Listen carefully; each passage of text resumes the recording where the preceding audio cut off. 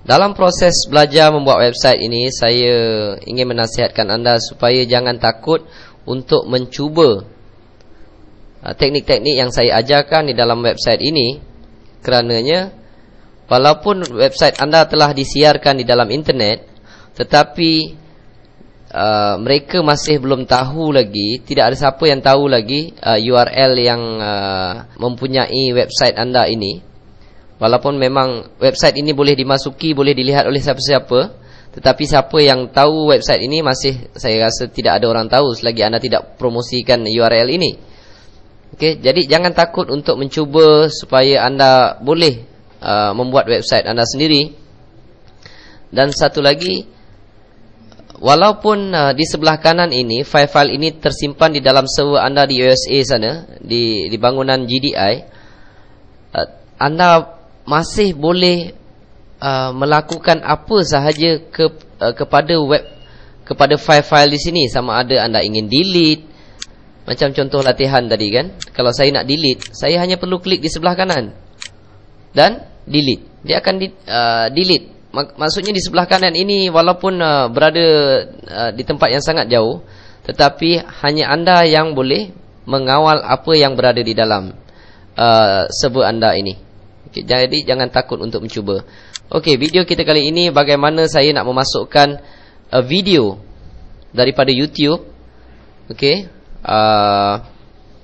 ke dalam website kita. Jadi kembali semula ke NVU. Ingat, apa-apa perubahan yang ingin anda lakukan perlu kembali ke NVU. Jangan buat perubahan di internet browser. Ini adalah IE, Internet Explorer. Anda tak boleh ubah apa-apa di sini. Okay? Anda nak masukkan video ke, anda ingin delete ke, anda ingin tambah lagi, anda tidak boleh melakukan apa-apa di internet. Kalau boleh, dah tentulah Google akan mengamuk sebab website mereka mahal. Dan apabila kita boleh buka dan kita boleh alter, itu satu yang tak masuk akal lah. Jadi apa yang perlu anda lakukan, kembali semula ke NVU. Sekiranya saya ingin memasukkan satu video di bawah ini ke ataupun di sebelah kanan ini, perkara pertama yang perlu saya lakukan adalah saya suka masukkan table dulu. Insert table. Masukkan bukan masukkan meja lah, saya gunakan masukkan table ya. Insert table. Saya masukkan satu table katakan. Okey, saya nak masukkan video di sebelah bawah ni. Jadi saya akan pindahkan table ini ke tengah. Lihat, dia sudah berada di tengah. Tetapi sekiranya masa mula-mula anda masukkan table ni berada di tepi dan dia sangat panjang, okey, seperti ini, anda cari 8 titik yang ni ya. Titik, kadang-kadang dia berada di sini, kadang-kadang dia berada di atas. Tidak mengapa walaupun di mana dia berada. Tarik kotak ini lebih kurang dalam 1 inci katakan. Okey. Dan pindahkan kotak ini ke tengah. Anda mungkin dah tahu kegunaan Align Center. Klik di Align Center. Tetapi jika masih juga tak nak ke tengah, kotak ni degil katakan, apa yang perlu anda lakukan, klik di sebelah kanan di dalam kotak ni, klik di sebelah kanan, Table Cell Property, pergi ke Table Alignment ini anda tukarkan ke Center dan Apply, klik OK. Lihat, dia berada di tengah. Saya nak masukkan video di dalam kotak ni. Jadi katakan saya ingin mengambil video tersebut di dalam YouTube. Okey, saya saya type YouTube. Saya mencari satu website mengenai ada yang sangkut paut. Mungkin saya tekankan website. Saya ingin memasukkan video. Sekiranya saya ingin masukkan website ini katakan, saya klik di gambar website tersebut. Minta maaf, saya ingin memasukkan video. Okey. Apabila saya dah dapat buka video tersebut, saya pergi ke embed. Embed dalam bahasa Inggeris, embed, bahasa Melayu dan bahasa Jawanya maksudnya kita tanamkan. Kita tanamkan kod ini. Klik di embed. Apabila biru dah semua macam tu, tunggu sebentar. Dia ada perkataan loading tadi, sehingga keluar gambar seperti ini. Dan buangkan include related video. Masukkan show border. Okey, show border. Dan saya boleh pilih size yang saya kendaki, 500, 580, 660 pixel, 873 pixel. Mungkin 580 agak besar, kita boleh klik di sini.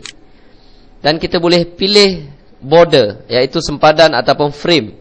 Kalau saya tekan orange katakan, lihat, sekarang dia sudah bordernya berwarna orange. Apabila saya sudah puas hati dengan setting tersebut, show border, color telah saya pilih, size pun telah saya pilih. Saya klik lagi sekali di dalam embed, klik sebelah kanan, copy. Saya pergi ke NVU. Ini ada satu kotak yang di mana saya ingin masukkan video tersebut dalam kotak ni. Pastikan cursor ini blink di dalam kotak.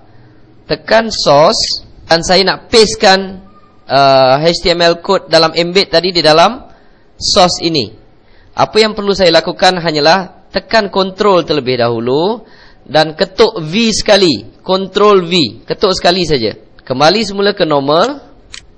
Anda lihat kotaknya seharusnya berbentuk begini. Dia telah membesar. Kalau kotak ini berbentuk macam ni, maksudnya cara anda memasukkan video adalah betul. Memasukkan kod embed tadi adalah betul. Jika kotak ni memanjang ke bawah, maksudnya anda tertekan V itu beberapa kali. Jadi sebab itu saya suruh anda tekan dulu Ctrl dan ketuk V sekali, iaitu Ctrl V. Saya tidak mahu anda menggunakan mouse untuk pastekan kod tadi. Takut mouse anda bergerak dan kedudukan cursor tadi berubah. Okey, sekarang saya telah selesai memasukkan video. Dia tidak nampak di dalam NView, tetapi apabila kita uploadkan ke domain, dia akan kelihatan. Jadi sebelum saya upload, ingat dia punya formula. Kita kena save dahulu. Saya ulang lagi sekali, ingat save dahulu. Lihat fail apa yang anda lakukan perubahan, fail latihan. Kembali semula ke FileZilla. Dia masih connect. Remote site masih di atas. Cari fail latihan, klik sebelah kanan dan upload. Apabila dia minta override, klik OK. Saya klik OK. Tunggu sehingga transfer complete. Di bawah ni pun anda boleh tengok. OK, transfer complete. File transfer successful. Jika saya ingin cek semula di dalam internet, saya pergi ke URL saya tadi, husnack.ws/latihan.html. Video tidak keluar, saya perlu refresh. Ingatkan step by step yang saya tunjukkan di sini. Lihat, di dalam internet telah ada website saya. Di dalam website saya telah ada pun video yang saya tanamkan tadi. Daripada sini orang boleh melihat video tersebut. Dan anda telah berjaya memasukkan video ke dalam website anda.